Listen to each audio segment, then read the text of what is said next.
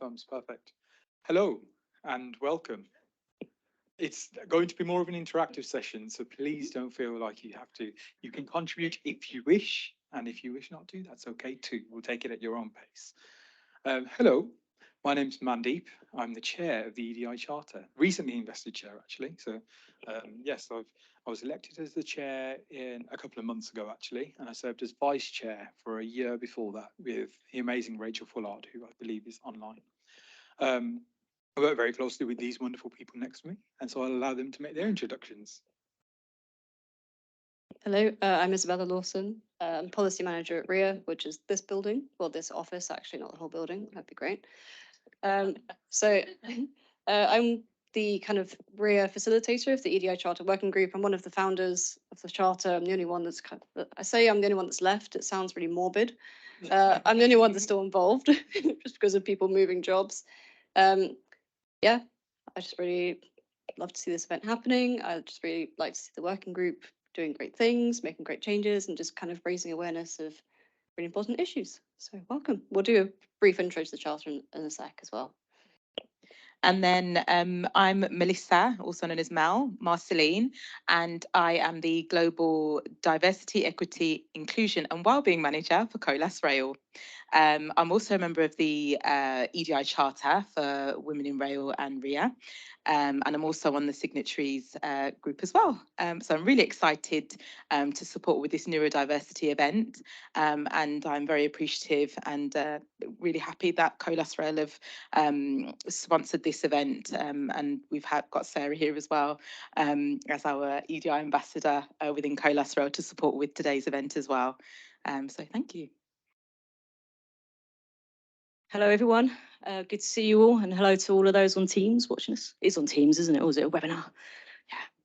Yeah. So yeah, Sarah's still Head of Safety and Sustainability for Colas Rail Infrastructure. So I've been with Colas for just over 3 years now, and since summer last year, I was elected by the company to be the UK Ambassador Lead. So yeah, keeps me busy on top of already being busy, but we know it's like, it's really important. I've always been impassioned about EDI, and my partner actually works in a SEND school. So I've got a particular interest in what I can do for my position as a senior leader in Colas Rail to really drive the change that we do need to see in the industry. So yeah, thank you all for coming along. Nice. Quick bit of housekeeping. There are no fire alarms planned. If there is one, it is not a drill. Follow me. I will try my best. I'm a bit taller and have a turban, so if you follow me, yeah. I'll follow Isabella, and we'll make a little train. Yeah, Mandeep can follow me. It's fine.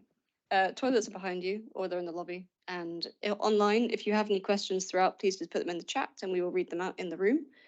And for those in person, there's drinks from 5 until 6 afterwards, if you'd like to stay. Okay, so me and Mandeep will do a very, very quick intro to the charter. Yeah, exactly. I know it's not very safety conscious over here. So the charter's been going for 2.5 years now. We started writing about this time 3 years ago, and it was launched in November 2020. We have 211 signatories at this current point. A few more about to come on board, so that's really, really good. It's just we're building a community across the industry. I think we have something like 500 people in the kind of signatory community that kind of regularly interact, come to forums, read our newsletters, come to our events. Thank you. We ask each company as part of their commitment to nominate a champion as part of like signing up to the charter. So that person is the person we would engage with. They'd come to the online forums, they'd receive our newsletters, hopefully disseminate things within the organization. And another point we always try to make is you don't have to be already doing work within your company to become a signatory. You can literally join right at the beginning of your journey, and we're here to help, basically. And the phrase that Mandeep came up with is not exceptional, but better, which I really like. So what actually is a signatory, and what does it mean to be not exceptional but better? So a lot of people are put off by becoming a signatory because they think that we have to have the gold standard of EDI within your organisation. The fact is the railway is so diverse in terms of people, organisations and stages of EDI. And so as a result, what we're trying to build is a community where you can come along regardless of the stage of EDI that you are. We just had a conversation about some organisations are in their infancy Some organisations are doing absolutely phenomenal things, and we have such a variety within this room. I can already spot people from different sizes of organisations, both in the private sector, both in government organisations, and the variety that the Signatory Forum brings is what really propels change in the industry, we hope. So it can be an organisation of any size, anything from the one person band in their shed all the way up to hundreds of thousands of people. In return, what we ask is that you volunteer your commitment and your willingness to learn better EDI practices. So we're not asking you to donate hours and hours of time, but we are asking you to become open-minded. And in becoming open-minded, you become inclusive. And that's the first step in having a better EDI policy within your workplaces. This slide's out of date. There are now 211 signatories. That's over 200 organisations, and they are all on varying stages of their EDI journey per se. And it's not an exclusive members-only club. It's open to all, and the idea is to bring together, form a community, form open dialogue between individuals, where we can share experiences and share best practice within ourselves. How do we deliver this impact? So what do we do? What are the tangible outcomes from here? So resources and industry survey. So the annual survey is in the mix at the moment. It will be published later this year. Did it last year, and it's to create benchmarking. So we're not asking companies to tell us how phenomenally wonderful they are. However, if you are, then that's great. We need that. But actually an honest review of where you stand with your EDI. And sometimes that inward reflection is usually the starting point for building. If you have a baseline, you can build upon that. Guidance through a dedicated inbox. So for individuals who are really passionate about EDI, but it is separate to their main roles, which is my case. In my main role, I'm a marketing manager. And alongside that, the chair for this charter. However, if you don't have a dedicated EDI champion, you have access to the inbox, and the inbox is essentially we can signpost, we can use some of the great EDI leads available within the charter to lean on essentially.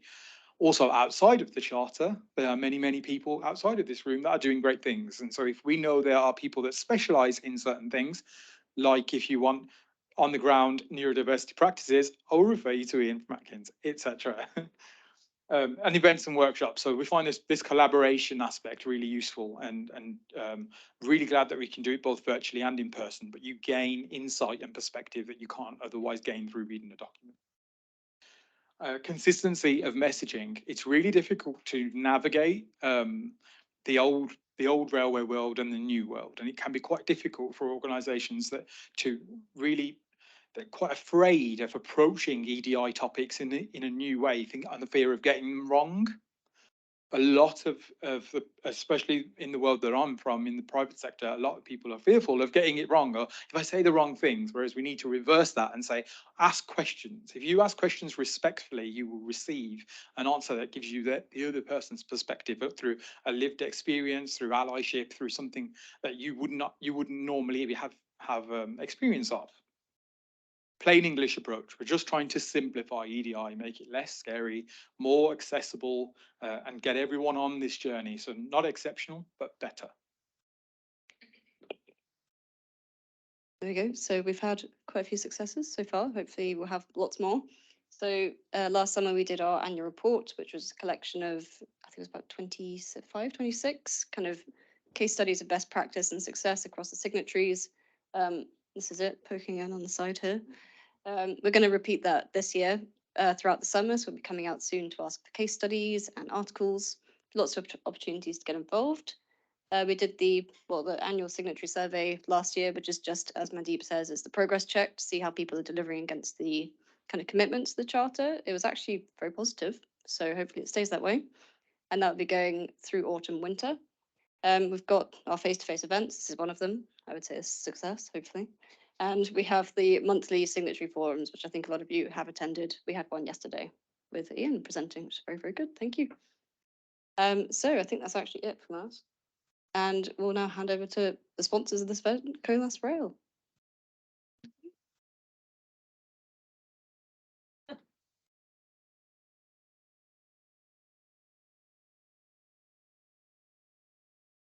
So So thank you everybody for attending. Today, I'm really, really excited. I've been looking forward to this and counting down the days. So we've already carried out our introductions, but just to reiterate, I am Mel Marceline. I'm the Global Diversity, Equity, Inclusion and Wellbeing Manager for Colas Rail, and I'm supporting on delivering and driving the DEI objectives throughout the organisation, supporting managers, employees to really achieve and make some, really fantastic changes. So Sarah, you just want to reiterate? Again. Sorry. So yeah, Head of Safety Sustainability for Colas Rail, the infrastructure business. And as Mela said, so yeah, since summer last year, the UK ambassador lead for the Colas Rail UK business. So this is a slide, so a few words. I always like to start with a quote. It's just how I normally do my presentations, and something I have a look and see what resonates with myself. And I really like this one because of my background, environmental practitioner originally, before I moved into the safety world as well. And for me, how there's so many, as quite rightly Mandeep mentioned earlier on, terminology, phraseology, and the language that we use is really key and important to when we talk about subjects. Something like this, which obviously we're all here today because we care. And like I say, so for me, why I picked it out, because it referenced about biodiversity, you know, that diversity of life in its entirety. Everything's on a spectrum, the same way as we talk about neurodiversity. So for me, and seeing it Harmy Bloom, a journalist who wrote this back in 1998, and I think, you know, some of the things we talk about today and we reflect upon, how long actually have we been using different language and how far we have moved. And if we think about the Equality Act, and actually, it was only not long ago in the 70s where I probably would be in class as having a mental disorder because how I identify myself, my sexuality, was something, you know, different words and meanings and things that are put under a banner. And it's the negatives and how we associate those that we need to move away from. And so, like I say, this subject is I'm really impassioned about. It's something that I believe we can do a lot more on. And so here today with Mel and how we can share with you what we're doing at Colas Rail and be quite honest in the fact that we are early on our journey. Like I say, I've only been ambassador since summer last year. We didn't have one before that. And Mel, I think you've only been in your post as the global lead since January this year. So like I say, we're on the start of the journey, but it's something we're really proud of and excited to talk to you about today. Okay, so what is neurodiversity? So if you go online and you type in and you go into Google and you type what is neurodiversity, there's going to be a range of different, definitions. Some go into a lot of detail. But I thought what it was really important to do today is to really try and simplify it as much as we possibly can. And I know that as we go on within today's event, we're going to hear from specialists that will be able to give us a bit more information and, really divulge and explain it in a lot more detail. But for the purpose of us talking about it, like I said, I wanted to keep it very simple. So neurodiversity refers to the different ways a person's brain processes information. And so this is why neurodiversity is very, very important, is because, when we think about diversity and we think about the diversity of people, we think about it, or people tend to refer to, physical attributes, things that are physical that you can see. And so it's really important that we bring awareness to neurodiversity and the invisible, differences in people, things that you might not necessarily recognize by looking at somebody, at the first instance. And so, yeah, like I said, we keep it very simple. It is a difference in the way that a person's brain works and processes information. And like I said, there is a wide range of ways that people perceive and respond to the world.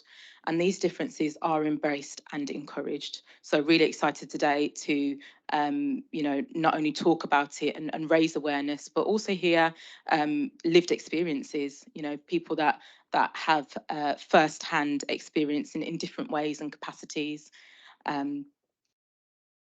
So, why neurodiversity matters? A person's neurodivergence may be regarded as a disability under the Equality Act 2010. So Sarah's already mentioned that there's a legal aspect to this as well, which is why we really need to be very mindful and really prioritise neurodiversity within the workplace. We don't want to fall short, not only from a legal perspective, but in terms of our responsibility to our employees, to our people. And so, when we say that neurodiversity, when we talk about neurodiversity and disability, it's really key that we remember that some individuals may not necessarily regard their neurodiversity as a disability. And so it's really important that when we're having these conversations, and we're listening to, people that live with neurodiversity, understanding, how they regard their neurodiversity. Is it something that they see as disability? But saying that, even if they don't see it as a disability, that's not an opportunity for organisations to go, oh, okay, we don't see it as a disability, so we're not going to do anything about it. It's still about making sure that you're having those conversations with your staff, with your peers, with your colleagues to understand, what that experience is, what some of the challenges might be in terms of how they carry out their normal day-to-day activities. I was just going to add on that actually, thinking around again back to workplace settings and environments. Not everyone wants to come forward and disclose. We've got to be aware of that. I know, for example, our counterparts at Colas Rail in the French side of the business, it's actually written into law that they can't request that information from their employees.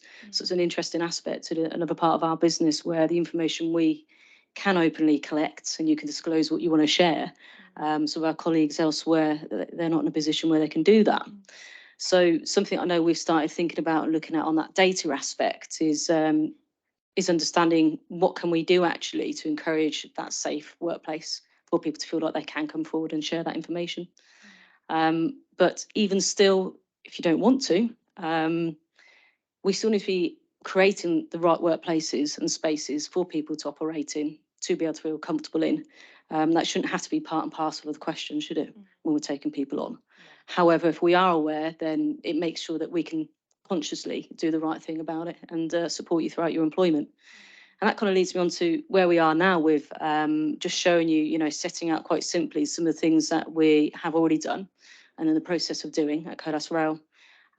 So starting from obviously the top down, I'd say the majority of the first half of those bullet points we've completed already, as we work down obviously through to the unconscious bias webinars, the one-to-one wellbeing toolkits, and also the We Network for Disability Champions. That's something we've got planned for summer later this year, hopefully to complete by the end of 2023. Like I say, this is some of the things that we've recognised that we can act upon. We can consciously, like I say, do something about that. But like we know, we're only as good as the people around us and the information that we're aware of and what we're told. So again, part of obviously what Mel is really importantly, working on is that education piece for all of our staff, but not just our direct employees. We've got to think about the supply chain as well. We've got a lot of supply chain on our work sites. So it's how can we work with them? How can we work with not just the contracting side, but the client side, and obviously the likes of people like yourself, Isabella, and charitable organisations and working groups. How can we share and together better communicate and improve as an industry? So I think that's part of our journey as Colas is not doing this on our own. It's looking around us and actually learning from those that are ahead of us.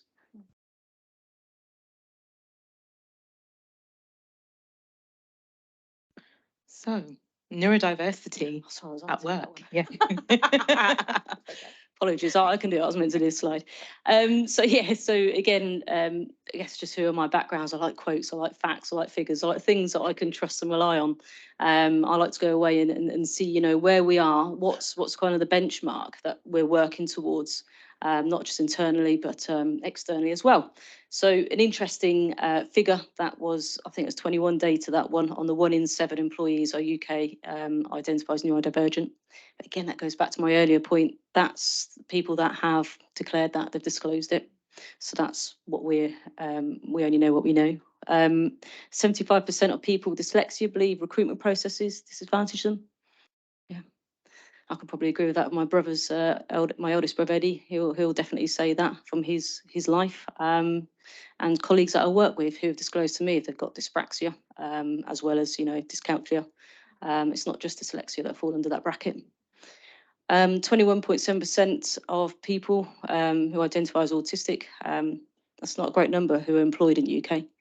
21.7%, that's quite low, isn't it? And I think we put in there, I can't remember if we put in the notes now, I think we're saying, sorry, I can't remember if we did or not, but yeah, just thinking about that small number there. And again, thinking back to what my partner does, her profession, where she supports children in their school life and actually set out pathways for what they can do with finding careers in the future. A lot of them, they don't have the opportunity. They struggle to find options and what they can do. So we're talking about our setting, workplace setting with adults, potentially might have apprentices that might be identified as vulnerable under the criteria of the government for teenagers, 16 and plus. But still, we've got to start somewhere, not just here with adults, but how are we helping young adults and children, school leavers, in finding opportunity within the railway industry? Are we creating those avenues?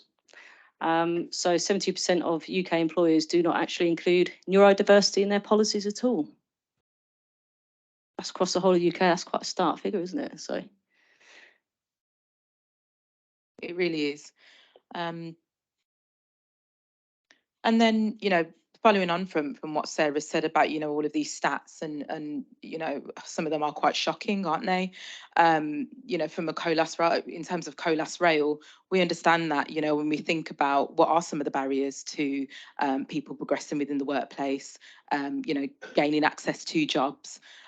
We understand that one of the challenges is that we all have unconscious bias, and that's something, like I said, we recognise at COLAS rail, and we're really trying to put together and working very hard at the moment to work on training so that we can roll that out across COLAS rail. But it's really interesting. There's some stats that were shared, some information that was shared to me in regards to unconscious bias around people with neurodiversity and people living with a disability. So you can see here I've put three different captions. So the first one: neurodiverse people are difficult employees. So people do, when they employ somebody, if it's disclosed, that person does decide to disclose that they have a neurodiversity, people might potentially think that, oh gosh, this person's really difficult. They're going to be difficult. How am I going to cope with this person? And that's, when you look at it from the other side as well, it could be that the employee thinks, oh, I don't want to disclose that I've got a neurodiversity because my employee is going to think that I'm difficult. Do I want to tell them? Actually, you know what? I won't say anything. I'll just keep quiet. Disabled people are too expensive to employ.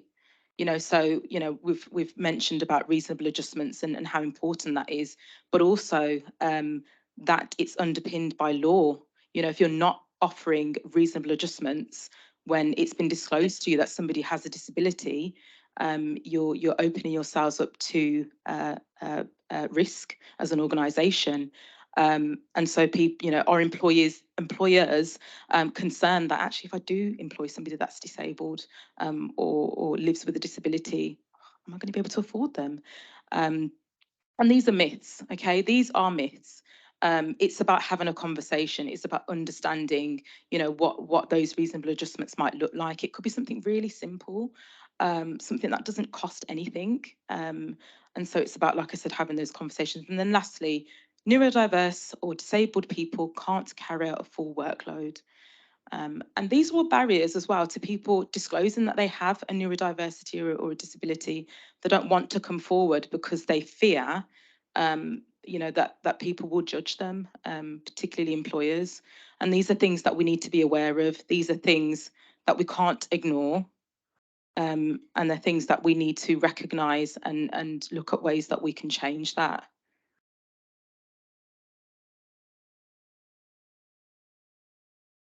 So, yeah.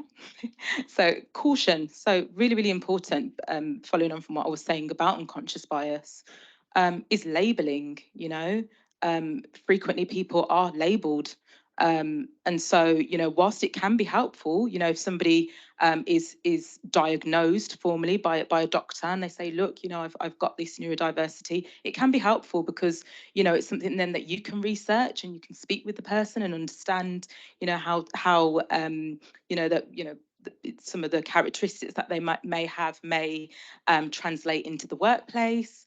But it can also be a challenge as well. It can also be something that is not a good thing. And it's very, very important that we remember that there are crossovers. And that there is a spectrum of neurodiversity. So, when you say neurodiversity, people sometimes, when they interpret that, they think, oh, neurodiversity, right, okay, it's very kind of in a box, it's in a square. Or linear, and there's people tend to think sometimes when it's not. yeah. And actually, there's a spectrum, there's different areas and different characteristics and traits, again, which we're going to find out a lot more about when we move on. So no two people are alike. We all have unique brains. Okay, so that's not just people that are neurodivergent. We all have unique brains, and there's no such thing as neuronormal. Yeah, that's why I don't like these assessments where you can complete like the facet 5 and things like that. always built around neurotypical. Well, anyway, whatever that is. So yeah, obviously, hopefully we've resonated with all of you and a few things that we've gone through here. But as I've said earlier on, we all need to come together to be part of the solution. A solution. I don't think it's a solution. It's things that we can do. It's not like we're going to try and solve something here, is it? So yeah, when I look at that, actually, I think wording, language. I said at the start of my presentation, it's the language you use. It's not like we need a solution. It's how can we operate together? And like I said, fundamentally, in terms of making that radical change needed. And hopefully start bolstering up the industry with some future talent from wider pools. So thank you very much. Thank you.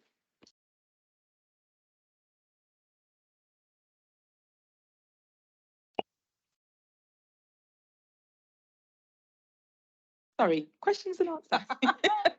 Do we have any questions from the chat? Or should we start within the room? Let's start within the room. Give us them as well. Yeah. We're no experts. Go to lady at the front first, right?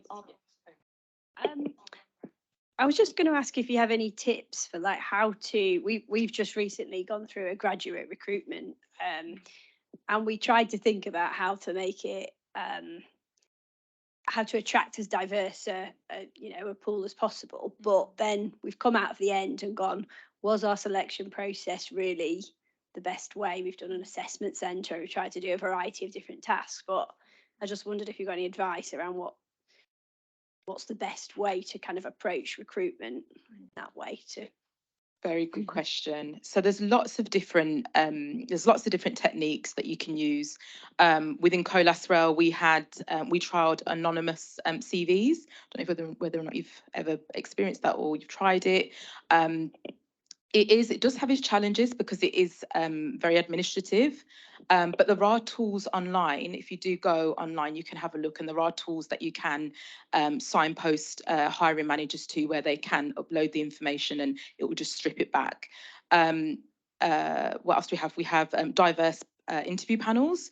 So that's another area that you might want to explore. I know that, it may not be a case where you can do it in all circumstances, but if you try to at least have, when the hiring manager is going ahead and he's decided, or she's decided, or they've decided that they want to hire an individual, thinking about a diverse panel. Trying to think of other areas. Sorry, you've caught me. But what I will do, after this, I'll take your email and I can send you over a bit more information, because there's lots of different initiatives. I was kind of thinking, particularly in terms of like the way you assess as well. So yes.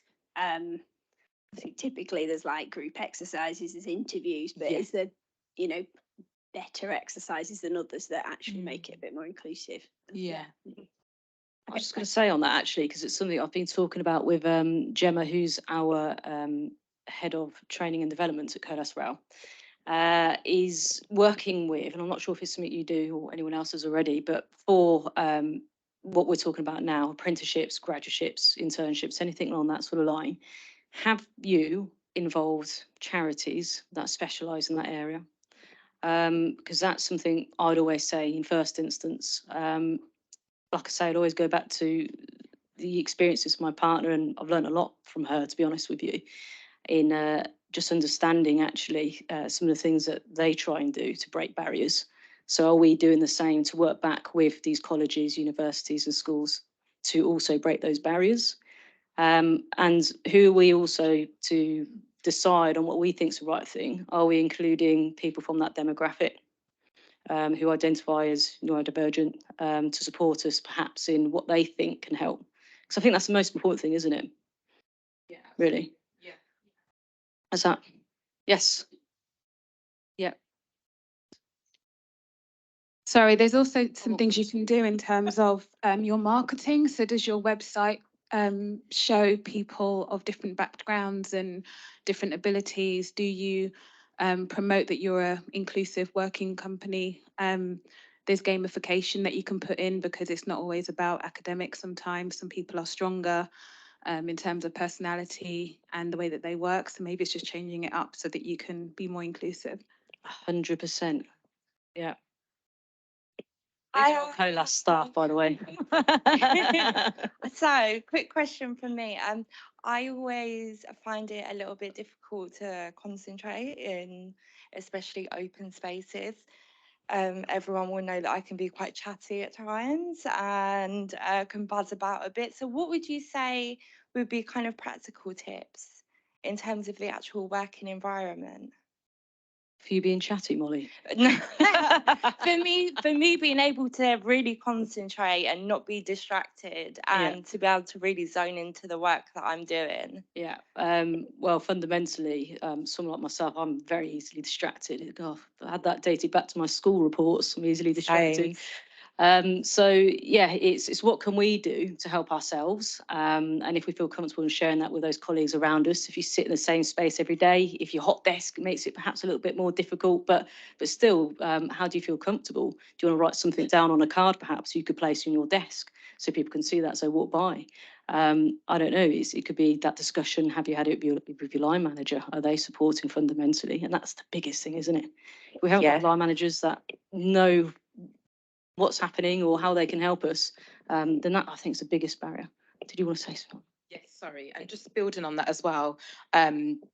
Really good question that you've asked, and I 100% I experienced that myself, and I think that as employers we also need to be thinking about creating quiet spaces, and I know that that's we've got a lot more office space now within Colas Rail. We used to be based at another site which didn't have much office space, but we've been very lucky to be able to expand the space that we've got at head office. But we've also got a building on what I was talking about with quiet spaces as well. Also, prayer spaces. So people that want to go and have that quiet time to pray and things like that. Obviously, we know we're going through the time of Eid. And so, really thinking about how we can create inclusive spaces for people. So I think that's definitely something that organisations need to be mindful of and consider as well, so that other people can be quite flexible. Sorry. Question. Sorry. Oh, and apologies, Bill, yeah. Oh, right, okay. Yeah, it's just to Ian Chapman of Atkins. So just to talk really at the sort of things we've done in our offices. So we work with the estates on our office build outs now. And so we've reduced things like visual noise. So we've gone with much plainer carpets. We've gone with more plants covering walls where we used to have like wooden screens that were like lots of slats, lots of things going on. And it's now sort of lots of plants around to try and reduce that. Got the quiet spaces. Actually, we've called them library spaces now because people used to come to the quiet space on their phone. It's like, why would you do that? So we call them library spaces because people know how to behave in a library. But we've got a range of spaces. So some are quiet and we can book those seats. We've got a Save My Seat app. But we've also got little sort of like cubicles that are, you can shut the doors, to be like a phone box type thing, but with a seat. But it's got power in there, so you can go in there, and if you want to work on something, focus on something, you can do it in there. And you can use these different spaces in different ways, so you can move around the office. So, yes, yeah. And you can select, it can highlight which ones are quiet seats, which ones are particular ways to work. Similarly with the wellbeing rooms. So having a room that's, you can use it for faith, but you can also use it for somewhere to go and decompress. If you're finding the anxiety is getting to you, then you can go to these places. And the latest thing we've done was a really simple one, just trying to get our network known a bit more. Was we've produced these coasters, which are a bit like if you've been to a Brazilian barbecue and it's got like green side is more meat, red side. So it's basically that. It's red side up is do not disturb, green side up is I'm happy to have a chat. So things like that. I think we can all take Yeah. something from that, really.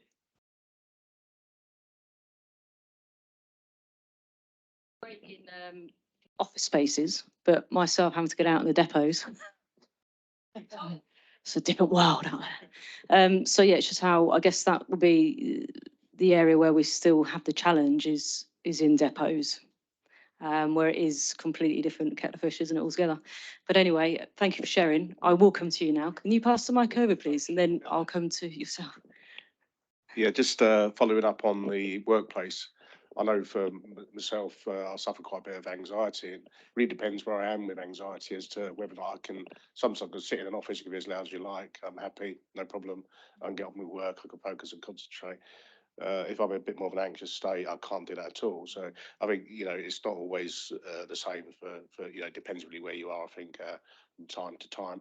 By the way, I'm Bill. I'm general manager for Keltbray's rail business.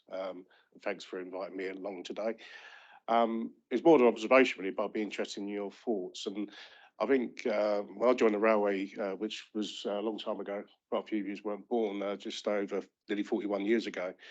When we went for a medical, we were seen by a doctor, and you could have a full conversation about your health, and there was no great issue.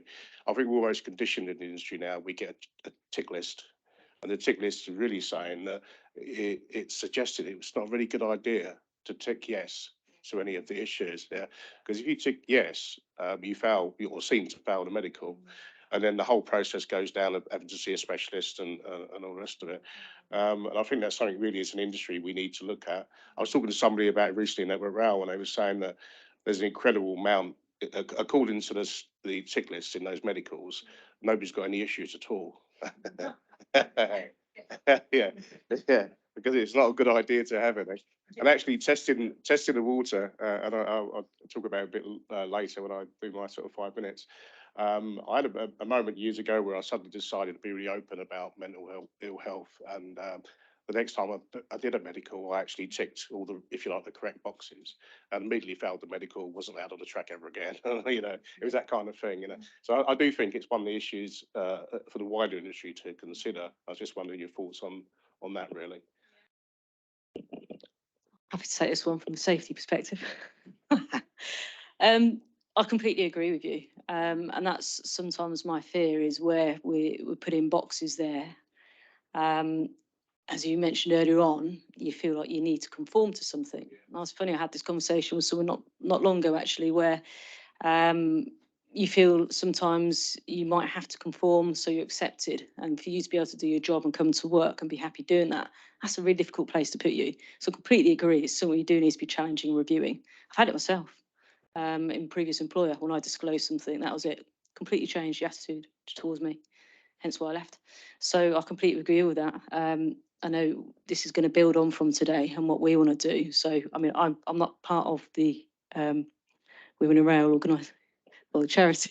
I'm not a signatory. I think I need to be after today, because I'd like to talk more and work more with people like yourself in what we can do. Because going back to my experiences, it's only, I guess, maybe in the last couple of years I felt more comfortable to disclose my own personal experiences. So hearing you today and others that are going to speak quite openly, that's something to be really proud of. So thank you for raising that. Are we? Okay. We could talk all night, but thank you. Sorry. Nice. So I think we're going to have to move on to the next bit. But any further final remarks from Colas? No, just thank you so much, and we're looking forward to continuing on with today's event.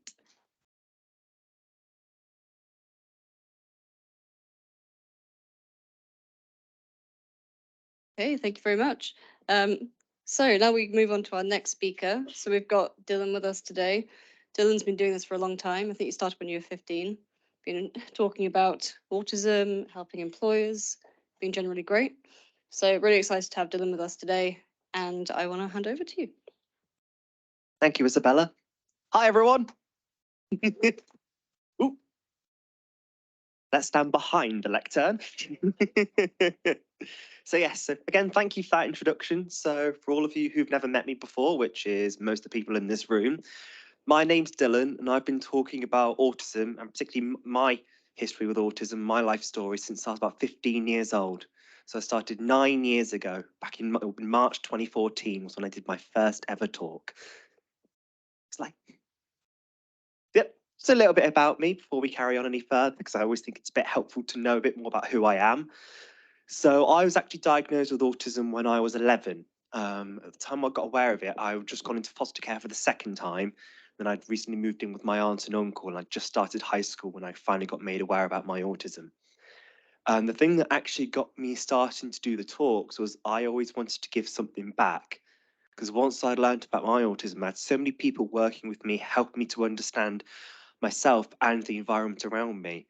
I knew how difficult I always found things. The fact I could start learning, I just knew at some point I wanted to give all that work people put into me, give it back out to other people. So I started doing a parent workshop. So when parents have had their sons diagnosed, where I live, which is Leicestershire, their autism outreach service runs a few workshops. And I got to talk at one of them. And I still remember the first time I ever did a talk, I came in with just cue cards. There were two of the speakers with beautiful presentations, and I panicked and I chucked my cards to the floor and just started talking. Now, as of today, I'm actually the co-chairman for the Autism Partnership Board for Leicestershire and Rutland. I run an adult advocacy group, again in Leicester City and Leicestershire. I'm school governor as well for a specialist autism school in Leicestershire, and I've recently just taken on a role as a young people's mentor, working with kids with autism and learning difficulties that are in foster care. So, how my autism affects me, as I will say again later on, but as I thank you, Mel, for saying, I'm just one person with autism, and how I'm affected by it is very different as to how other people may be affected by it. So with me, particularly around the time I got diagnosed, I had major difficulties with facial expressions and with sayings. Now, I'm going to ask you guys all a question. Are you familiar with the phrase, "Oh, they get along like a house on fire"? Can any of you tell me how that's a good thing? Because I've been asking for years, and to this day, I still haven't had an answer. So I'm also a very literal person. Whilst this can actually work well in the workplace sometimes, if there's a typo and I don't pick up on it and reads a different word, I have been very literal with that before. Like even in school, I was one of those where I could answer a question correctly, but maybe not correct to what you consider correct. Difficulty with sudden changes. So I'm one of those, I have a routine. It's on my fridge every week, what I'm doing for the day, like what time I'm getting up, what time certain activities are happening. And that's how I stay focused. So even in the workplace at the moment, I'm working with a recruitment company.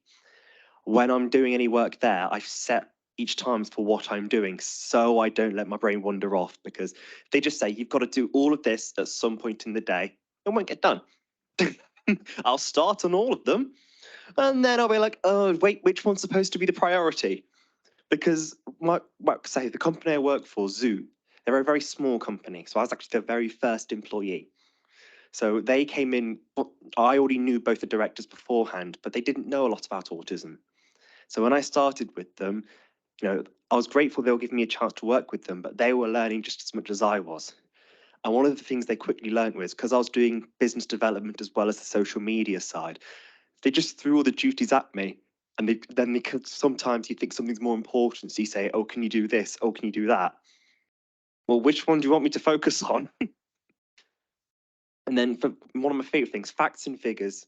I have a really amazing long-term memory with things like that. So if anyone ever needs help with the pub quiz, come let me know. The one thing I will say is it can take a very long time for my thoughts to be put into written words. So my brain can take a little while to catch up.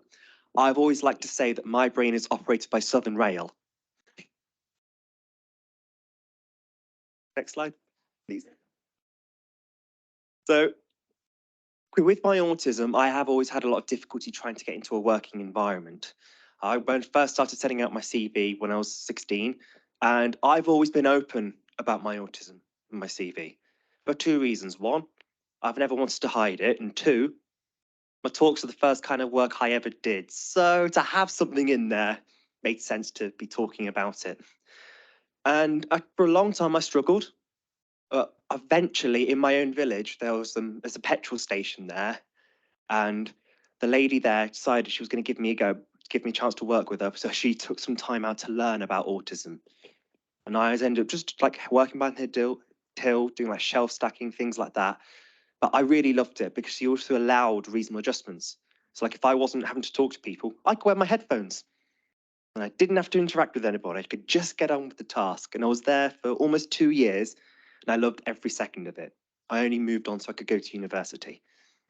But yeah, unlike others, I've always been open about my autism. I've never wanted to hide behind it because for me, it's meant the world to learn about myself. So I'd rather tackle it head on, even if I have got negative sight with other people see, I'd rather correct them as well. So as you pointed out in your presentation, yeah, only around 22% of adults. This, by the way, this statistic comes from a report from the Office for National Statistics released in 2021. So it could be a little bit higher, but not too sure. But the following points here, I just wanted to bring them. These are things that have been said to me as I've been growing up. So the first one here, you will never get to be in the RAF because you're autistic, was said to me when I was in Air Cadets by a flying officer.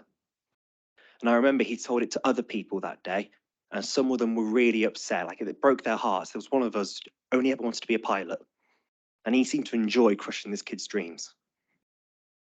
This one's from a job interview. I still love this one because I just found it so funny.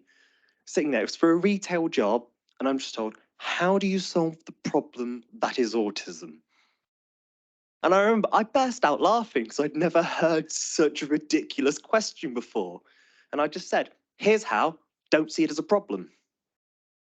And one of the things, again, as I put in my CV, which I, especially after this interview, I felt the need to do, is I mentioned some of the areas where my autism gives me difficulties. But now what I add into it is what strategies I've put into place to get around those difficulties. So any employer who reads it, they may think, ooh, autism. But then they say, okay, these things, yep, he knows about them, he knows how to get around them. And the last one, so during a while I came away from university, and because it was the pandemic, I couldn't get into any kind of work because I lived in a village in the middle of nowhere. So I was trying to find myself some kind of new employment, and I had a work coach, and she saw my CV and she said this one to me: to take all my autism stuff off my CV. She said, because it says you're autistic, that means you're unemployable. Now, I immediately complained to that one, and thankfully I got given a different work coach who was so much more positive. I was able to go, actually, yeah, this is good. I like this guy. No, I'm feeling like psyched to be able to go to these interviews. So as you brought up, and I always like to say it this way, if you've met one person with autism, you've met one person with autism. Again, this is the biggest problem with the stigma that people have is, again, it's putting everyone under the same cloud. And with any kind of spectrum condition, you just can't do that. While I might struggle with lots of people talking at once, like if all of you, I call you all transmitters in this case. If you're all transmitting, I can hear all of you, but it just forms to make a mess. However, I'm fine actually with loud noises. I'm a metalhead, by the way, so I go to a lot of gigs. Loud noises themselves are not an issue for me. But the idea that people could just think, oh, he can't do this because he has autism. Again, it's why I've always said, I'm aware that this is what you think autism is.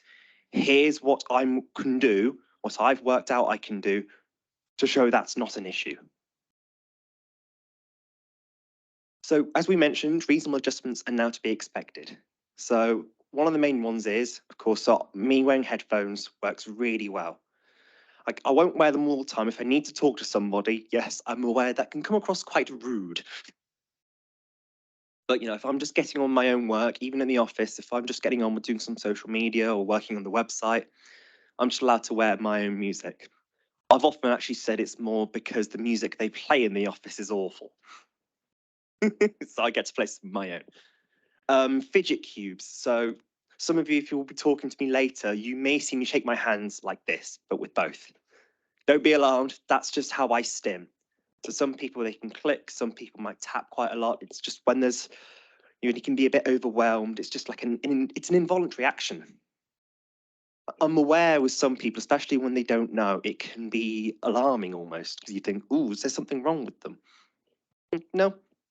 So you realise in time, it's just something that happens. Mine particularly gets bad if I'm super excited or hyper. Like, I can't stop. But it's one of those things that even when it threw my family off at first, now, like I said, my work gets on with it, my family gets on with it, and I'm always happy to explain it to people. But once they know, it doesn't even come across as a concern for them anymore. Communication, as I said, when you're talking to someone, you want to give them an instruction. If you want it done to the letter, then make sure the wording is correct.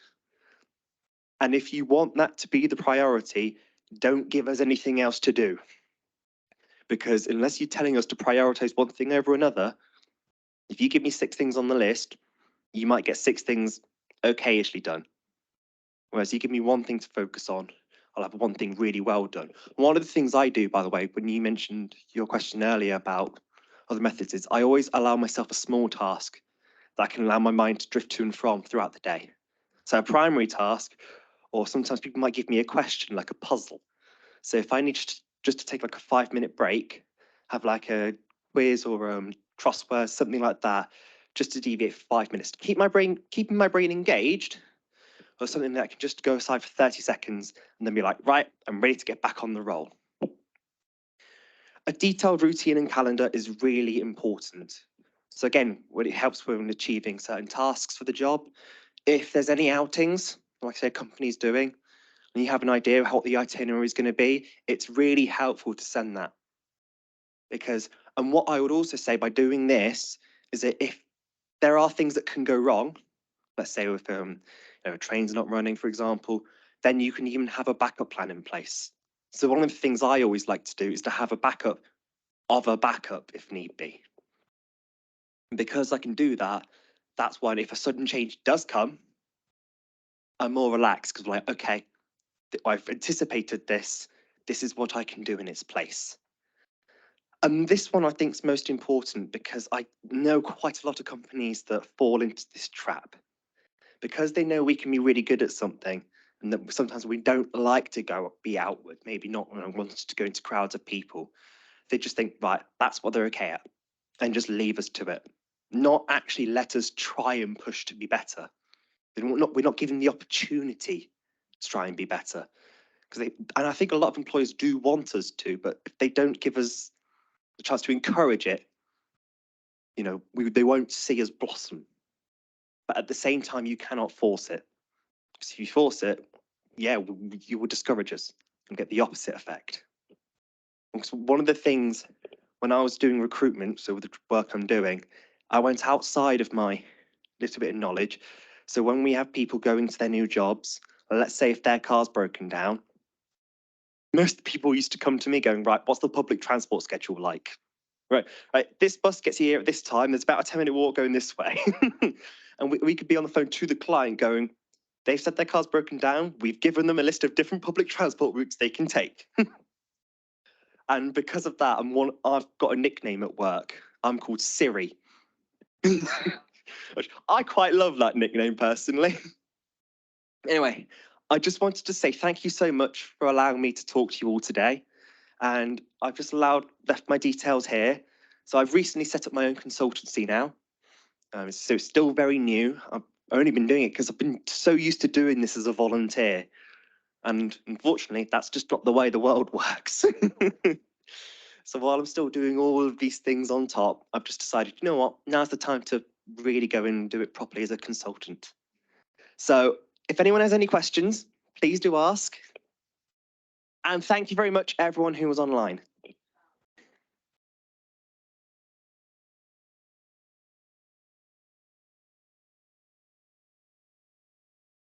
Nice, thank you very much. Congratulations on the consultancy as well. Very good. Right, so we'll do about 10 minutes of questions, so we'll move on to a panel discussion. I have got a question online, but do we have any in the room? Thank you so much for sharing that.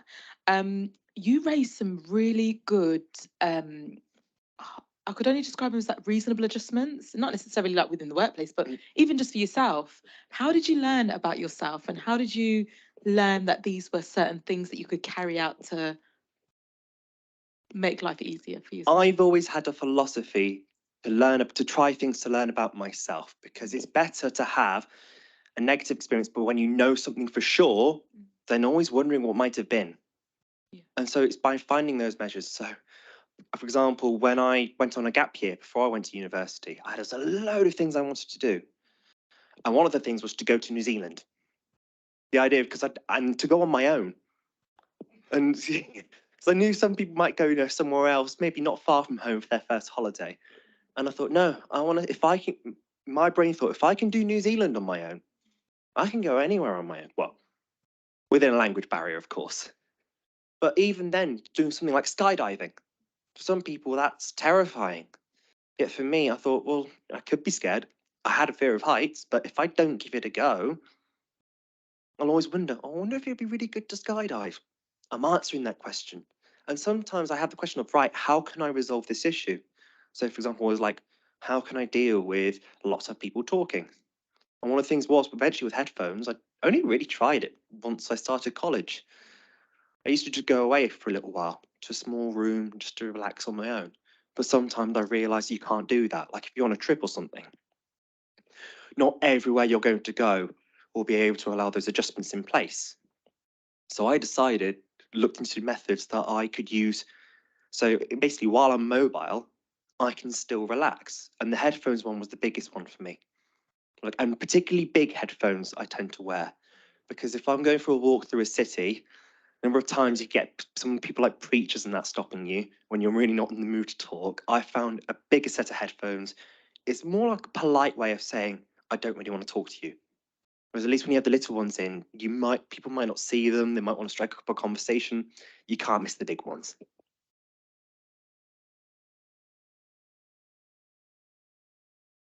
Oh, there was a question over there. Yeah, sorry, just a quick one. What advice would you give to an individual that was having to have that conversation with their employer for the first time and saying, okay, this is what I have, and I want to take your lead, or I have suggestions on reasonable adjustments? Well, the first one is, one of the things I've learned, although it's particularly because of where I've been working before, sometimes being bold enough to have those conversations is better than kind of just trying to leave it up quietly and just hoping it'll be picked up. One of the biggest difficulties is, so again, I also do a lot of advocacy work for other people with autism, and a lot of them don't have what I would call the gift of the gab. And because I'm a very chatty person, I'm always happy to do a lot of talking, but I realise I'm able to stand up and challenge these things. Whereas I know some people who they might have the idea of what they want to say, but they have no idea how to get that voice out. For me, that's never been an issue. Like I've never sat, oh God, how do I say this? Oh God, how do I say that? I've just rolled with it and sometimes allowed the consequences to come afterwards. But I think the main thing to put into mind is, because now we're living in a world where people can be more embracing of neurodiversity. Even sometimes say like, okay, let's say if this is one of the challenges you have, try saying that this reasonable adjustment will help it. Here's what I'm doing so much at the moment to try and counteract it. But I think this isn't enough on its own. Sometimes almost ask it as a trial phase. So just say, let's try it for a week or so. And if this adjustment works, and you see my productivity go up, you know this works. You won't be mad to take that away afterwards. I think sometimes, I mean, I would just like to say, yeah, just allow it, allow it. I know some people don't have that mindset, so try and suggest it's a trial. Again, you're experimenting sometimes with yourself in doing these, as well as letting them learn more about how to maximize an employee's efficiency. Hi, just a question about if you are coming into an office new, and obviously it's a new environment, there's a culture in the office. If someone in that office is not used to working with someone with autism, they're quite curious about why you do the things that you do, but they might feel quite uncomfortable coming to talk to you because they're not quite sure if they're going to say the right thing or if they're allowed to ask questions. I'm just conscious that within Colas well, I've actually noticed that we generally hire all the people that work for us are high performing people. A lot of people were quite, I think, extroverts in the beginning, but actually we've got quite a few more introverts coming into the office, and I've noticed that the culture shifts slightly, and then you kind of got to get to know that person and embrace them and make them feel included. So what advice would you give to people who maybe have never experienced someone with autism, wants to get to know you, but it's not really sure how to approach you? Just some advice on what's the right thing to say and what's maybe the wrong thing to say. So the first thing I would do is don't run up and just suddenly yell asking questions. Don't go, hi, can I talk about your autism? Because like, I would be happy to talk about it, but again, I'm just one person. Some people might be, that's too much. So maybe an email, just saying, hi, look, I don't know a lot about autism. Would you be willing to talk about it? So then if they reply going, yep, be happy to, whether it's over an email format or in person, you're asking them first. And by doing it in an email, it's a lot more, you're not going to be in their face. You're allowing them time to respond how they want. And then if they want to talk about it in person, you've got that set up. It is all in that question. And yes, I know I can understand, again, someone like me, I'm going to be very happy to talk about it for hours on end. But some people are really reluctant to talk about it. So the fact that they're even saying that they have it is already a big step. So don't push it beyond that. I personally just put it in an email. So I've got a question online. So someone online, they have a nephew who is 16 and he's autistic and he wants to get a day job. His mum's worried he's not going to cope and he might be judged. So she has actually suggested that that her nephew sends his like CV around some of the local businesses and just like, again, like you do, like lets them know that he's autistic. Do you have any suggestions for him? Well, again, so I was 17 when I got my first job, and that was because I happened to know the person. It was in a village, so it was a lot easier to do. But sometimes we look at if he wants to get a job, fair play. Sometimes when you have to do such big breaks, and they will always say, especially when you've got your family around, it's sometimes better to almost like give it a go, and if it doesn't work, then you know. But then don't just say, oh, it doesn't work. Think about, okay, why didn't it work? So when I was in school, I used to have meltdowns really regularly. And once I was diagnosed, instead of just having me just kind of thrown to one side, every time I had a meltdown, whilst I was suspended, as I should have been, I was now having a school, that said, okay, where did we go wrong? And even with my family, like they'd give me time to recover from a meltdown, and then we'd have a meeting and go, okay, what do we think went wrong here? And have that communication. So it could be a job, let's say in a village pub, washing pots. And if that gets too much, ask the question, okay, what about it was too much? Because then if you can figure out certain details, you can then try and implement strategies and give it another go. It's much better to allow yourself the opportunity to do that than just to not bother. Yeah, thank you. Okay, we'll do two more questions. Got Ian, I think Paul. Thank you. Hi, Dylan. The thing about you said about the CV, saying you've said that you're autistic on the CV, and I sort of thinking here about that, thinking, oh, blimey, what about unconscious bias? Is that going to mean your CV isn't going to be even looked at by a whole load of people? But I was sort of thinking in my head then, that's probably a good thing. If somebody is discounting you because you say you're autistic, that's not an organisation you want to join. So this is it. Is that what you found? If you get that? More often than not. And I remember when I first started doing it, and I remember I only had one interview for the first time I ever sent my CV out, and they even said, "We're not sure if autism is going to be a good look." and I wasn't bothered that I didn't get the place. Because for me, it was when people started to learn about it, to challenge that unconscious bias. They are the people that decided to give me a chance. And that's the kind of people you want to be able to work for. It's fine to be doubtful. And I can understand there's an level of unconscious bias that will always be there. But instead of just saying, oh, we don't want them, okay, well, okay, maybe what can we do to learn about autism? Yeah. So there's a difference between those who just put it to one side and those that are inquisitive. And I'll always happily work with anyone who's inquisitive. Last question, running around the room. I didn't. So I went to I joined a webinar recently for neurodiversity, and the approach was very much to lead on the strengths of neurodiversity, which I really like. I thought that was a really good approach. With that, I then challenged our senior leadership team to think about these strengths and what jobs in the rail industry can really benefit from those strengths. I want to go a bit deeper with it. And so these strengths are just the words, but how can it, from a neurodiversity perspective, how can I really explain what these strengths are? Is there any resources or websites or things I can use that could really explain how these strengths, what these strengths are for neurodiverse people? No, it's a really good question. Again, it's one of those, because people are affected so differently, you can think of some of the quality that people have, but at the same time, might not originally find people that you know that is neurodiverse that shows those strengths. And this is something that now there's been doing a lot more work towards, to be able to find people that could display those different qualities. So I'm not aware of any website particularly at the moment, but I do know, for example, in Leicestershire, one of the things to celebrate people with autism.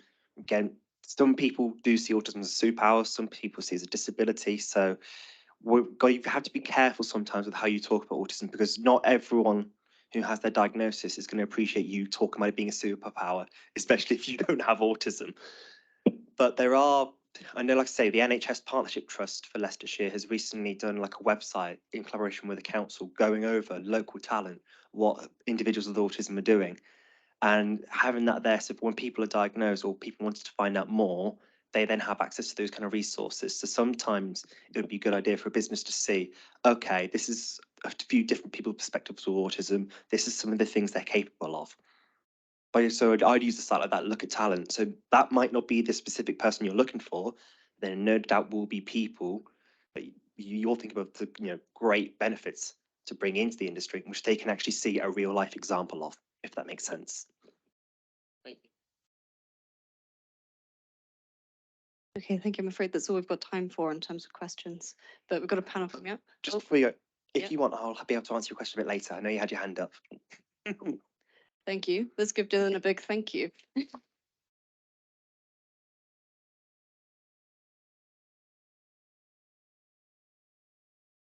Okay, right, we're very, very shortly going to go on to our panel discussion, but we quickly just have an idea that we've borrowed with pride from a Network Rail event from last year.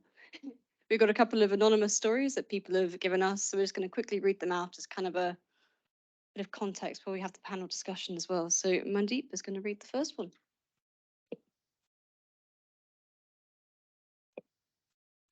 Yeah, so we asked for perspectives, anonymous perspectives from different people, recognizing that not everyone feels comfortable getting up and speaking to a crowd or personally narrating what they find. So here's experience one.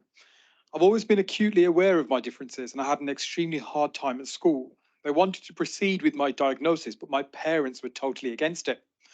Now, going through the assessment for both ADHD and dyslexia, which luckily will be finalised very soon. I've been working in the rail industry for years now, and I think ADHD has some real benefits to my work at times, but both ADHD and dyslexia can prove troublesome. I always try to use this to my advantage. I just see it as having a different way of working. Being in the situation I am now, I left home at 15 and I started working shortly after. I have no qualifications, but I've managed to thrive in my job. I'm constantly engaging, and I've finalized my diagnosis at the end of next month, and I lean into both of my neurodiversities.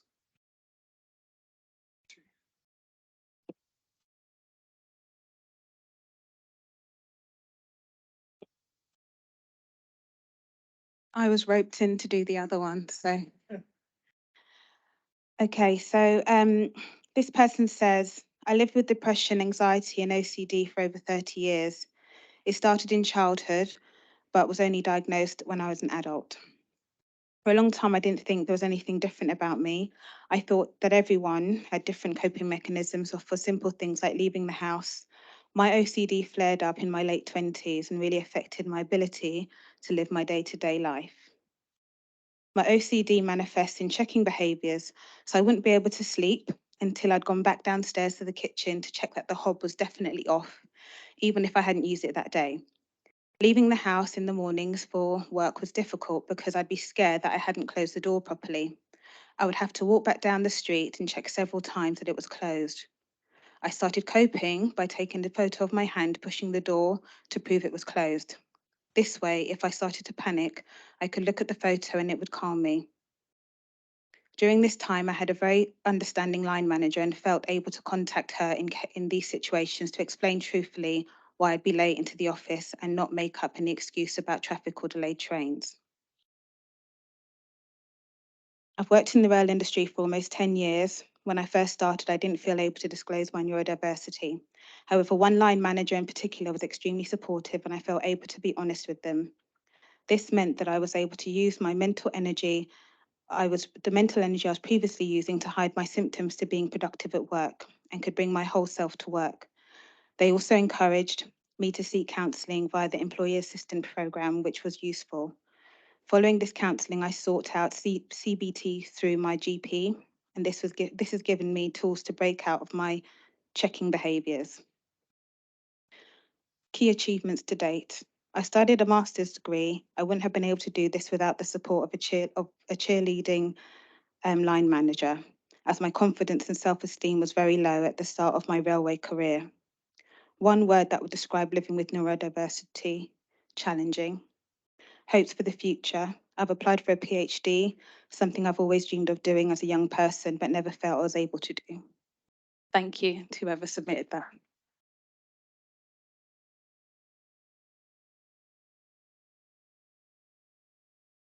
I think lived experiences really give a perspective of someone that's actually living with neurodiversity more than, you know, in being better allies and having better understanding, better perspectives. And so we really wanted to bring that aspect into today's session. So next we have a panel discussion. So we have a couple of speakers on the panel. We'll just do a quick second of rearranging, but I'd like to welcome Anita Gray, Jessie Kalin, and Bill Peake for a short panel discussion on neurodiversity to offer some more lived experiences. Sorry.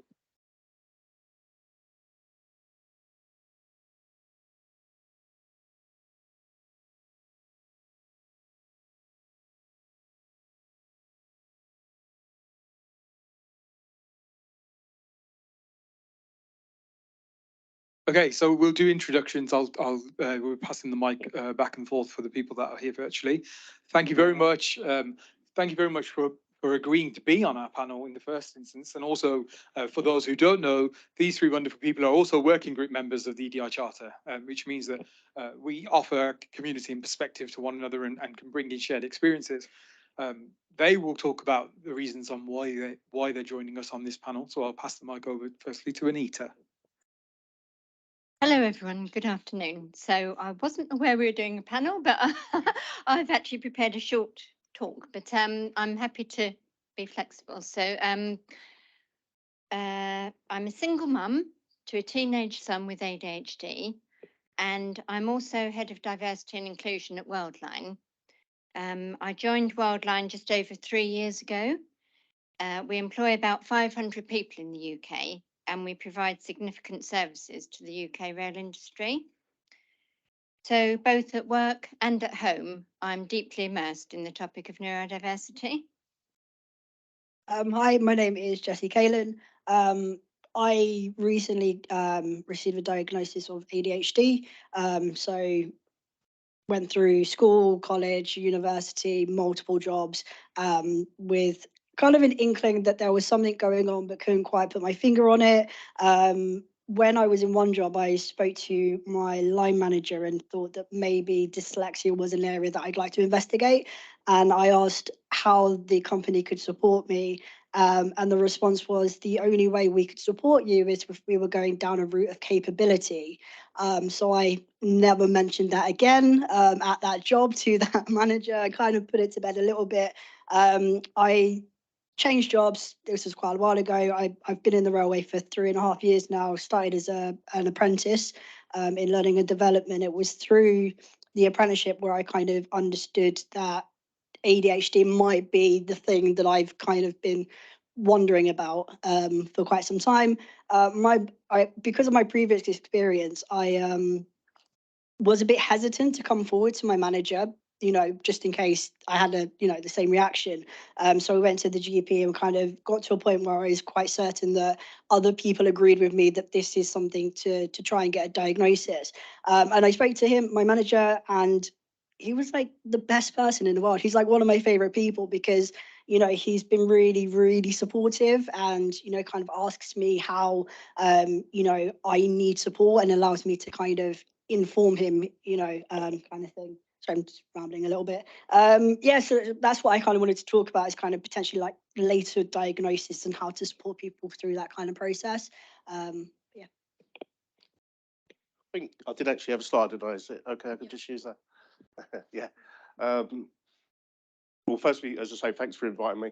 I'm Bill Peake. I'm General Manager for Keltbray Rail, and I've been in the rail industry quite a while, just coming up for 41 years. I joined at the tender age of 16, apprentice bricklayer, and I used to say I didn't go to work full-time for 20 years, but I went to a lot of night school, including all through the summer and the whole thing. But did lots and lots of study, ONC, HNC, day release degree, etc. And sort of come up through the ranks, really. Cut my teeth on sort of railway work, particularly infrastructure work in the mid-80s to mid-90s, when we were upgrading for Channel Tunnel. And privatisation, a big mistake. Went to rail track for a little while, didn't really like it, with all respect to rail track in those days. Went back to Balfour BT. I was very much a doer.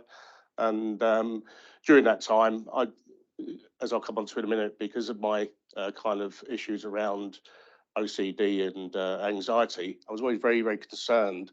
In fact, I was called out once to a tragic accident when a bridge fell on some guys during demolition at St John's.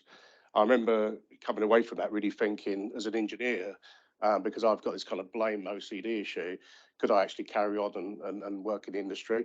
So I took myself back to college and I did a NEBOSH certificate and diploma, because I really wanted to understand how to keep people safe. And then I've actually been with Keltbray since 2011.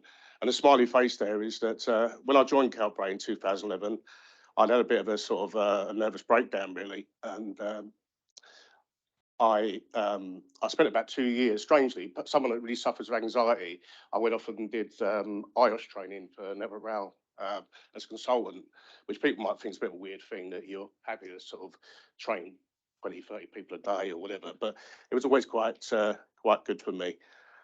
I grew up really with OCD and anxiety, really from a childhood, and I've been involved in particularly some of the early privatisation rail crashes, trying to sort of solve the problem once it happened, and that did lead to some issues around post-traumatic stress as well. I think my condition, particularly the kind of OCD, was very much about making sure that things are right, and it's from that point, it's never been necessarily a bad thing in my career. It's actually been should we say, quite a big part of my career as well.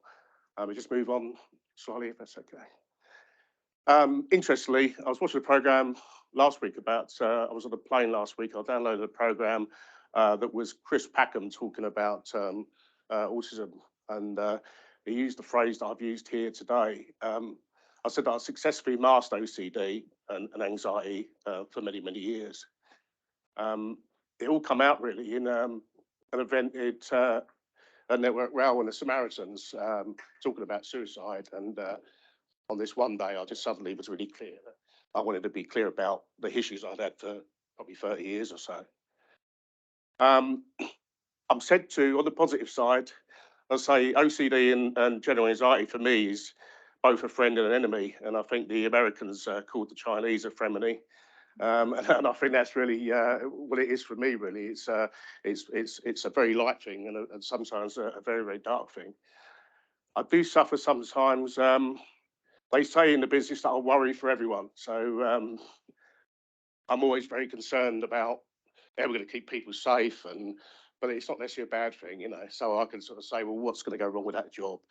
How are we going to keep people safe on this job? You know, so it's that kind of thing.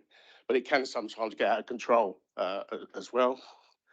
And given the wrong circumstances, or you might say the right circumstances, I'm not sure, I can still go into the kind of self-blame mode. So if anything happens, everything's my fault, you know. But it's only been over an understanding with my colleagues that they can see that they can, if you like, help me, you know, get through that, if you like. Kelbray, amazingly supportive business. Darren James is our chief exec. He leads our EDI group, which I'm a member of. And, you know, it's great to be in a business like that. It's really good to see Colas as well today, and all the other businesses here in the kind of leadership that they've got. I never said anything for many years because of the positive negative reaction and damage to your career. Outside of work, I use a lot of CBT. I've attended a lot of CBT, cognitive behavioural therapy, and I use mindfulness. But for me, rest is the key. So if I overdo it at work, I can start to have a problem around, if you like, a bit of a negative cycle, really. Since I've had this sort of moment about being really clear about the issues I've faced, I've got more involved in equality and diversity, both with Kelbray and the Rail Industry Association. I suppose in my probably the next 5 years, I'd like to sort of finish 45, perhaps even 50 years in a row, who knows. I've made it my mission really to, it's not always easy, you can probably tell from a voice, it's a very emotional subject, isn't it? You know, your own suffering, if you like. But I've made it my industry, regardless of how difficult it might be at times, to actually be open and to talk about it and to show that someone that's been reasonably successful in the industry can do that even when I spent 30 years hiding it. And what I'd like us to do is to allow people to be more open and bring their whole self to work. So thank you very much. That's me. Thank you.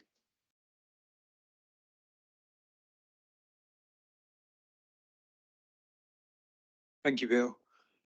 I think from our perspective, this is what it gives us, is the variety. So regardless of what stage in your career you're at, and there's a lot of people that are in the same fraternity as Bill that actually would never have had these conversations all them years ago, and are still nervous about having them. And they're the people that are the MDs for the next generation. And so what we're trying to do is to really work at every layer of the organisation to bring people up to speed and bring people into a more inclusive culture. And so I suppose that on the topic of the next generation, as a parent of a neurodiverse child, how's that? Can you give us some of your experience, Anita? Yes. Yeah, sure. Well, what I do know for sure is that raising kids is rewarding, but it certainly isn't easy. And one word I would use to describe it would be roller coaster. So, what are some of the challenges and questions I have faced since my son was formally diagnosed at age 8? And as I go through these questions, I would encourage you to think about how you might have dealt with some of these situations. Why is the school labelling him as a naughty child? I know in my heart that he is not being disruptive or writing slowly deliberately. Who do I tell? We are both pretty open now. However, I was very, very cautious to begin with. I wanted him to be accepted as he is and not stereotyped or judged. A really big ethical decision for me was, do I agree to medication on his behalf? Ultimately, I did, and I think it really helped with his focus for GCSEs. However, I can't tell you how many hours I agonised over that decision. It was a really big ethical decision. And at 16, just at the beginning of his A-levels, he decided he did not want to take medication anymore. I, of course, supported him with this, although I had many of my own worries about how it would affect his schoolwork. How can I best support him? And actually, who's there to support me? because it's a really quite complex situation at times. How do I fill in forms? Joining a sports club or going on school trips? Do I put it as a disability or a medical condition? Personally, I have a real issue with neurodiversity being labelled as a disability.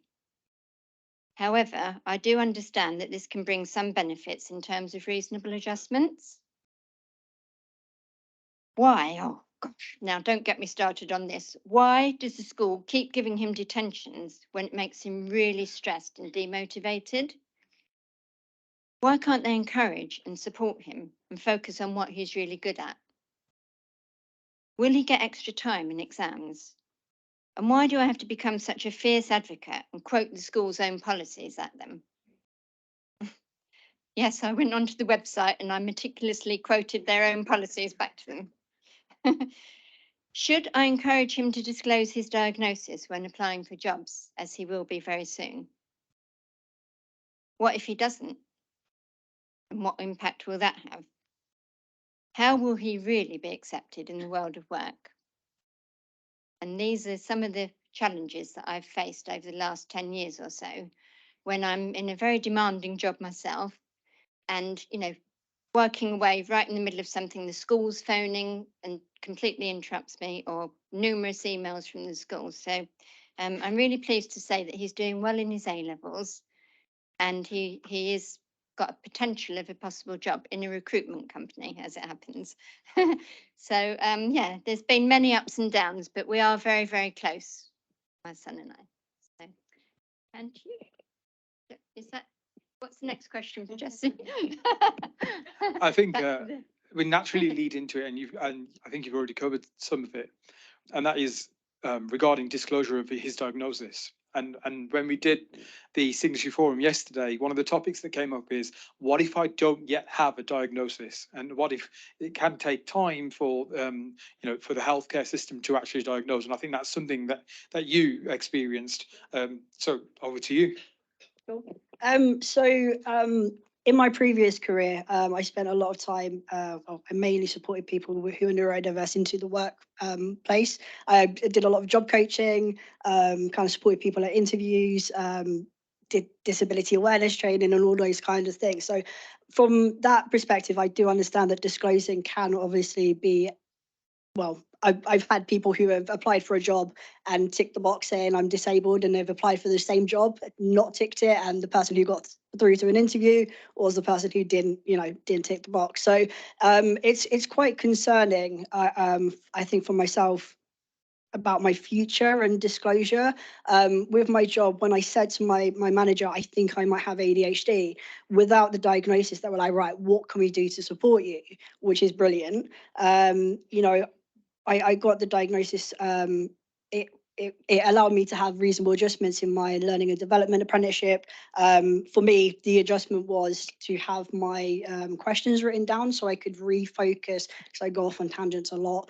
But I am a little bit concerned about what happens, I suppose, next. My company know me, they know I have ADHD, I talk about it.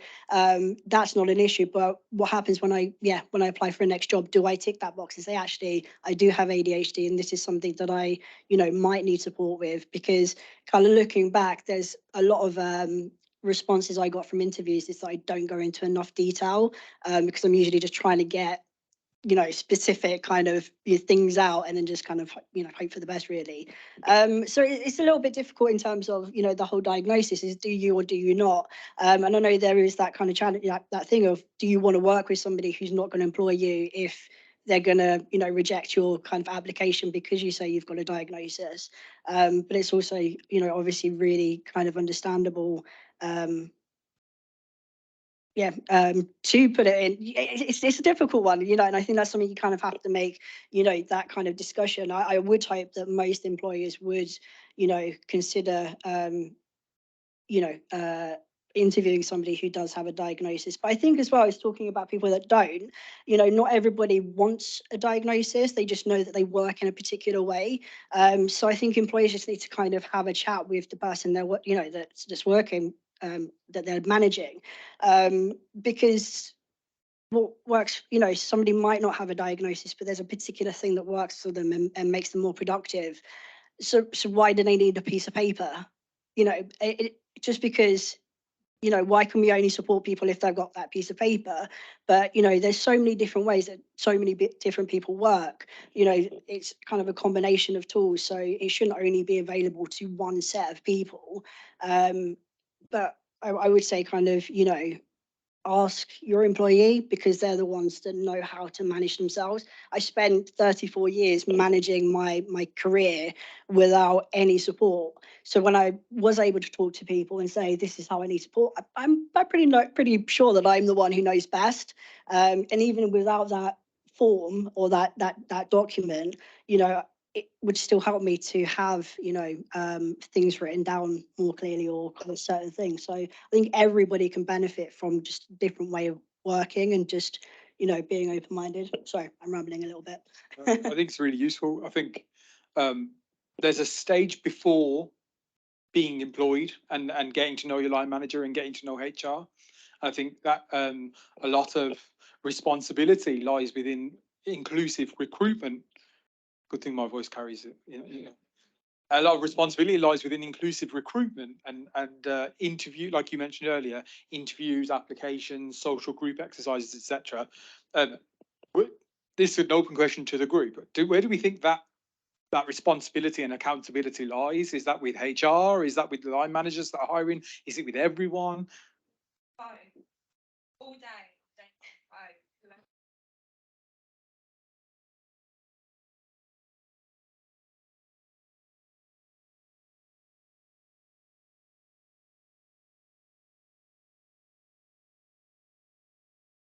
Yeah. We can almost think a one size fits all approach. It's the way to go, and it's not, especially when you're trying to invite people that think in a different way. And are you also inviting their thoughts in these processes as well? And I think what's really important for me is, regardless of whether you get to that stage on the application form, I think you mentioned earlier, one of the things that we did was, we all know someone, especially nowadays, you all know someone that might relate, and so said, can you check this form? Does it make sense that you can get to the second page in the first, like, and that you can see where you need to go in the first place? Is the wording correct? So, or is it too, marketing gets accused of being flowery, but is it too, you know, it's not literal enough? So I'm not actually asking the applicant, this is what I need from you, this is what I need you to demonstrate. And I think there's a lot of actions we can all take collectively. I have a question regarding outside of the railway, whether there's any. So you mentioned charities earlier, or whether there's other people like Dylan.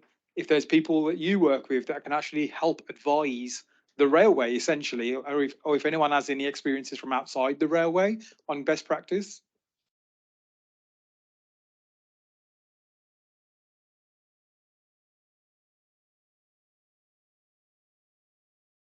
Birmingham, but my PhD is in inclusive design and especially neurodiversity for passenger experience in the railway sector. But we are ridiculously bad at falling back at legislation, which is designed 50, 100 years ago when, you know, we didn't have mobile phones, even like things that we use now. So neurodiversity was not even considered. But in acting and at the West End, they are incredibly good at neurodivergence and being just generally inclusive as a working space. I don't work there, but just generally looking at, I did a lot of work with inclusivity just generally, and the West End are incredible at it. So they are fantastic. In terms of actual companies and things, Autism UK have been great. I mean, we've spoken to them a couple of times. But the railway industry are unfortunately quite far behind, which is really annoying. Baby steps, baby steps. Baby steps, yeah. Hopefully we can start the chain reaction. The work, there are a lot of trying to be not exceptional yet. So on that note as well, I suppose final thoughts from yourselves. Sorry, virtual people. Yeah, I suppose if there's any closing thoughts from yourselves, really.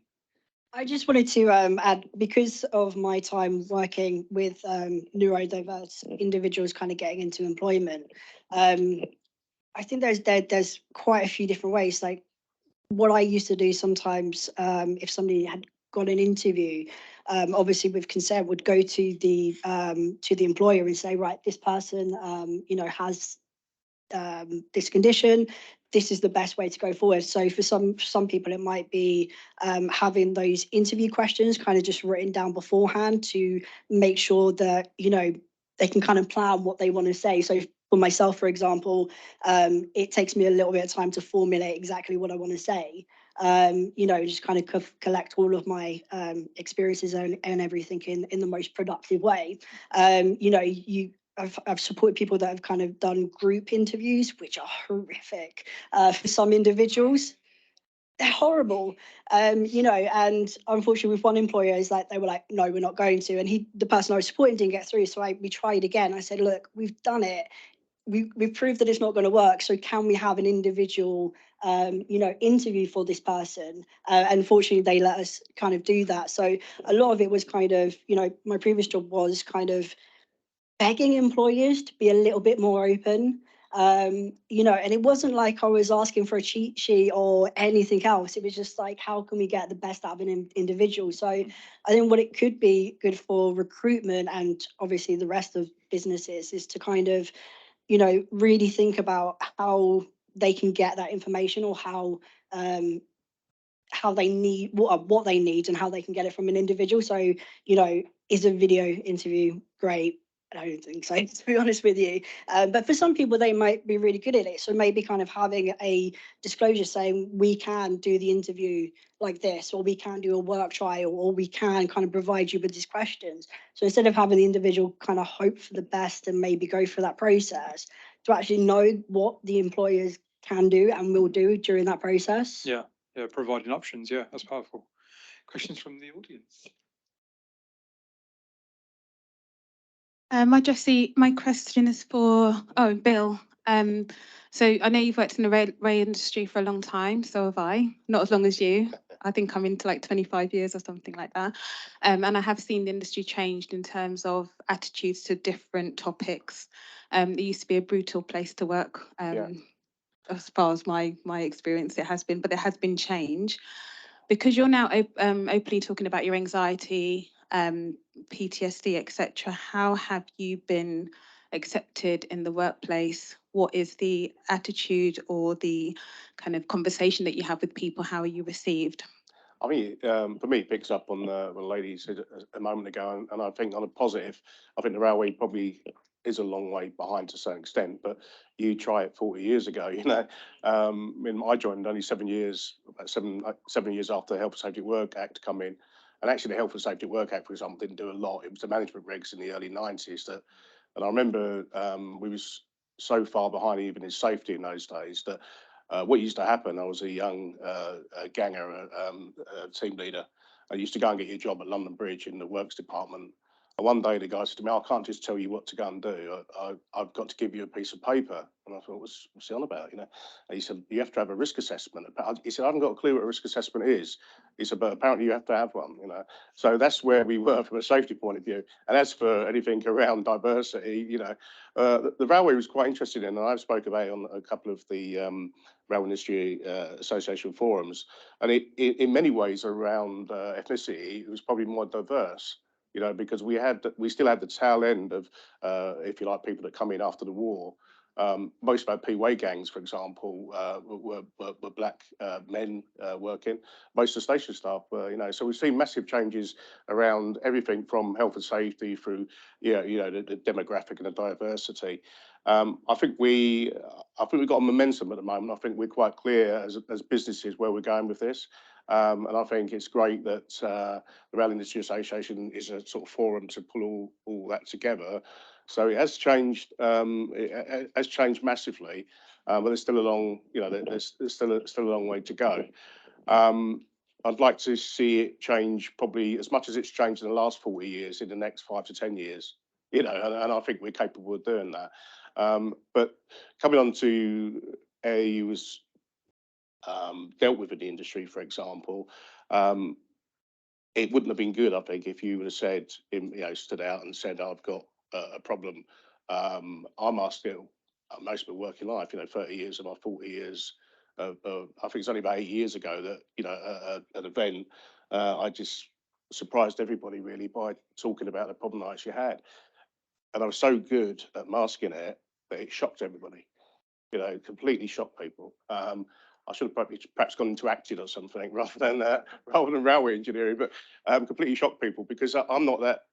They don't see me as that person, but they don't know who I am, But until they knew who I was, they couldn't help me, Do you see what I mean? So now my colleagues can say, Bill, look, calm down a little bit. My OCD, for example, really drives quality. I want everything to be right.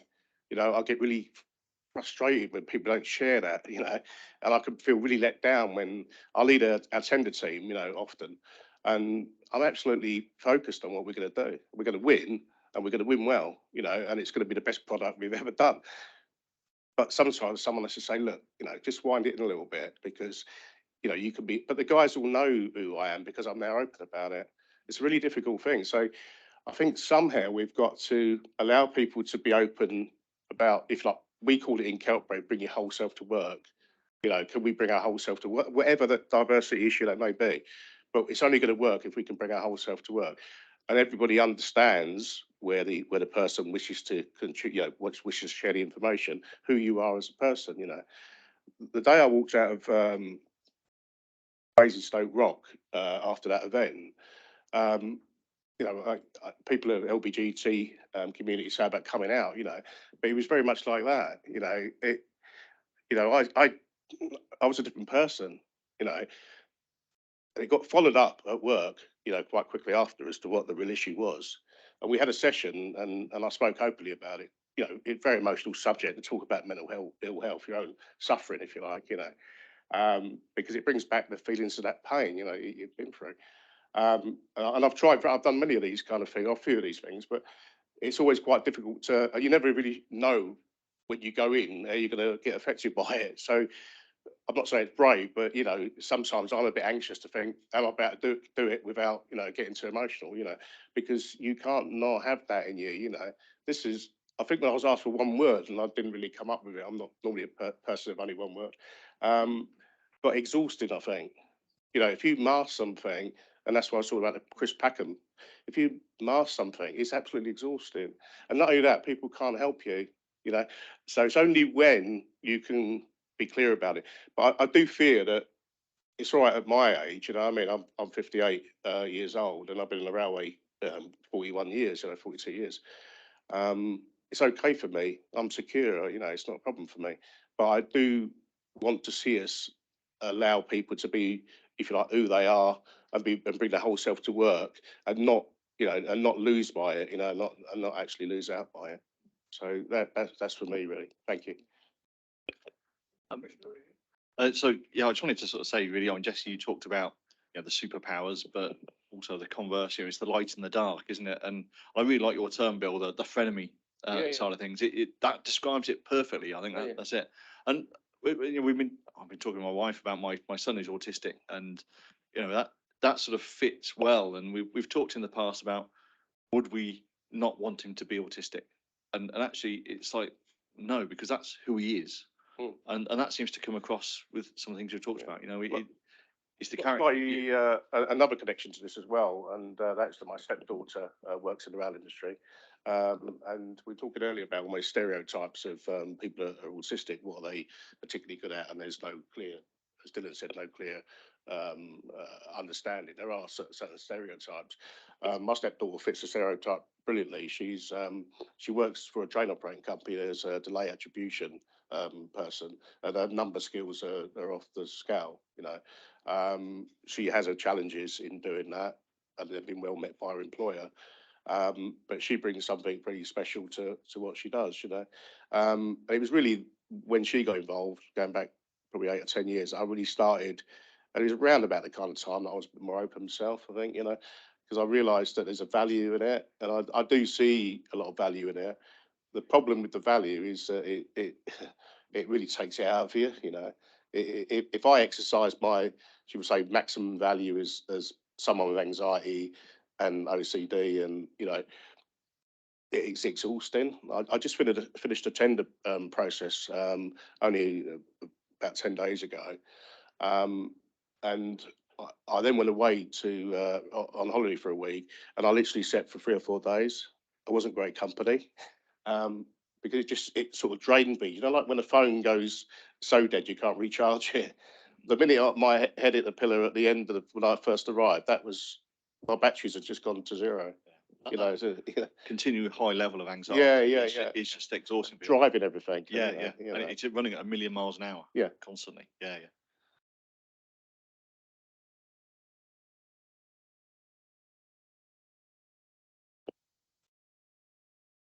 One for you, Anita, because I'm just a new parent, and so for me, I think, and also actually for organisations as well, it'd be good to know. I know that you've mentioned, some of the challenges that you've experienced. How does that reflect in terms of you in the workplace, and what are your hopes for the future for parents that might, go through your same experience? What things do you think could be changed to better help parents? Oh, thank you, Mel. So I think, yeah, I'm really passionate about what I do at work, and partly that is my experiences with my son. And I think of it as what if, what if workplaces were truly inclusive? What would they be like? And what can we all do to be more inclusive? So I've just prepared some content on what we've been doing in Worldline. Bear with me, one I prepared earlier. Blue Peter style. So I'm actually proud of the progress we've made, because at Worldline we encourage everyone to embrace their uniqueness, but we're certainly not perfect, and there is always more to do in all of this. There's always more we can be doing. So I wanted to share some of the initiatives that we've been doing. We've got a disability pillar. We call them pillars or networks, most people call them. And we have drop-in sessions on a range of topics, including neurodiversity, where people with lived experience share their experiences, breaking down barriers and creating a community of allies. And it's become a really, really powerful group of people sharing what's going on for them and sharing resources. We invite external guest speakers to our all-employee call, and a while ago we had Autistic Nottingham came in and gave a talk, and they were really inspiring with raising awareness and education. A topic I really love is leading by listening. So we listen to views from our networks, Great Place to Work survey and our EDI survey. And as a result of employee feedback, we set up an immersive suite at our head office.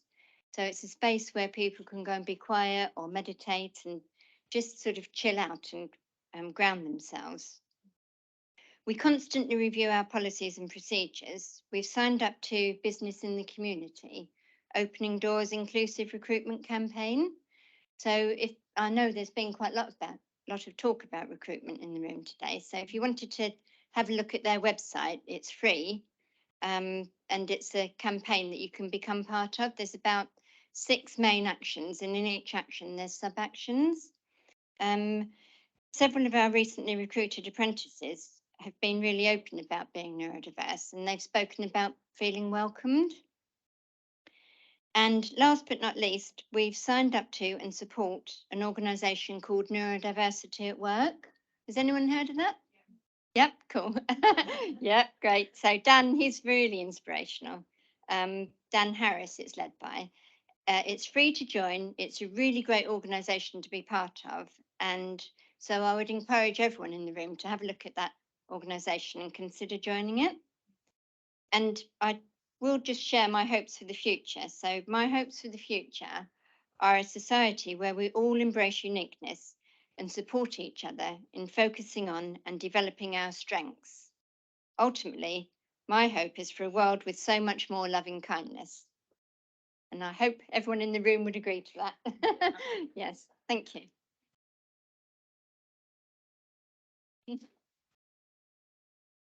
I think as far as summary goes, you've pretty much hit the nail on the head, Anita. I think finally, just to close, I'd like to give my sincere thanks to Mel for arranging it, to Coalesce Rail for sponsoring and for attending and speaking, and to you three for actually speaking, and to Dylan as well. Genuinely, inspiring, given us lots to think about, lots to take away. We all have a positive action that we can take away to our organisations, regardless of where you are in the structure.